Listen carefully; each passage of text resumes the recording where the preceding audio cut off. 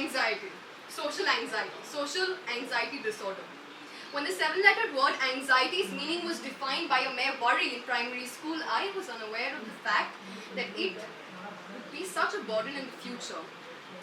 I am not fire, I do not burn. I am ice melting in the process of trying to be someone I am not. I am ice melting in the process of trying to find my own flames. I am a Rakhi Sawant trying to get into a cheap CNN reality show.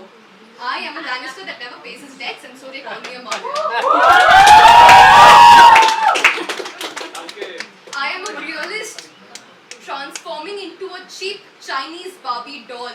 I am a bundle of insignificant metaphors caught in between society's acceptance and the significance of those people more important than me who come out and tell me, I judge you, where my own contentment is lost.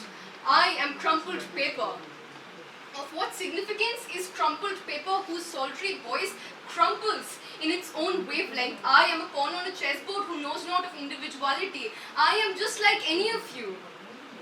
But my vocal cords have struggled too long to say the phrase I am.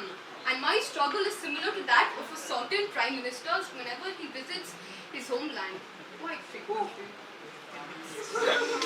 My father tells me, talk to people who understand you. The only person who understands me is nobody but myself.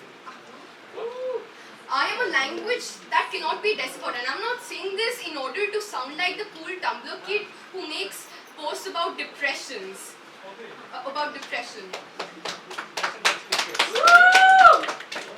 I am a wallflower that never blooms, not because I can't bloom, I can. But blooming is beautiful, and there is nothing more superficial than beauty. It was date night. When I heard the approaching footsteps of my assigned date, my heart was in my mouth, because for a victim of social anxiety, there is nothing more terrifying than footsteps telling you someone is coming. Winter is coming. There is nothing more terrifying than footsteps telling you that you're a piece of shit. There is nothing more terrifying than footsteps telling you how big a piece of shit you are, how true a piece of shit you are, what a piece of shit you are. And they'll ask you, don't you know that you're as unwanted as the RSS is in JNU? He asked me whether I'm a wine club person or a sports club person. I said neither. He said, are you a strip club person then? I said the likelihood of me being a strip club person was similar to that of Baba Ramdev endorsing a homosexual matrimonial website in India. It made no sense. He said I was funny. I said that wasn't a joke. Maybe he was trying to say something like, hey, they are not laughing at you, they are laughing with you, and I cut him off. Or maybe he was trying to be Cool Boy 6.9 by being smooth, by playing Augustus Waters in a book that I never liked, just in case. I have a thing for overrated writers. But either way, I went with him to this room bulging with more than 1,000 people, and I felt miserable.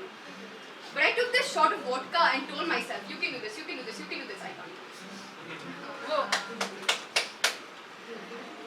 I took this shot of vodka. One down. I feel new. I feel like someone has given me this new birth, and there is a part of me which wants to puke, but I asked that part of me to shut the fuck up because I am goddamn happy. Two down. I felt socially accepted for a nanosecond, and I was not a bundle of insignificant metaphors. I was that metaphor that you use in love poems throughout your life, that metaphor that you cannot get rid of. Three down. I felt like Granger getting 10 points to Gryffindor, and I was judging everybody. I wasn't afraid of footsteps anymore. I was that footstep that everybody was afraid of. Four down. It was just him and me and him and me and him, and everybody present in that room was non-existent to me. Five down. Just when you feel socially accepted, just when you feel that you're with that one person that you're capable of loving, just when the DJ plays your favorite song, just when you feel like you're breathing, just when you can use the word happy to define yourself, that is when a bitch called social anxiety arrives at your doorstep and tells you how you aren't good enough. That is when you feel like this raising, contracting, and crumpling in order to make place for those more significant than itself. That is when you truly feel like a nobody. And even though the room is full of more than 1,000 people, you haven't felt lonelier. In the process of trying not to be judged by everyone, I did end up judging everyone. I can't say I didn't like it. In the process of not pretending to be what people think I am pretending to be, I did end up pretending to be the person that people thought I am pretending to be. I am content, and that is what matters.